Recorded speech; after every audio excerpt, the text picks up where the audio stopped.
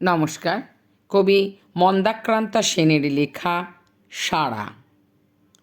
যে গান গাইছি খাতার পাতাতে পাতাতে, তুমি কি শুনতে, তুমি কি পড়তে পাচ্ছ?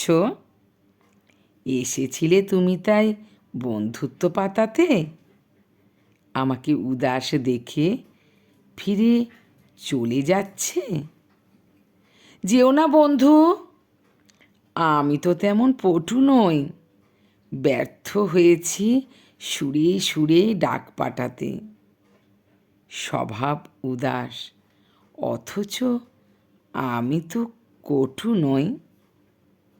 প্রেমের গানই তো গাইছি খাতার পাতাতে, সে প্রেম নেবে কি?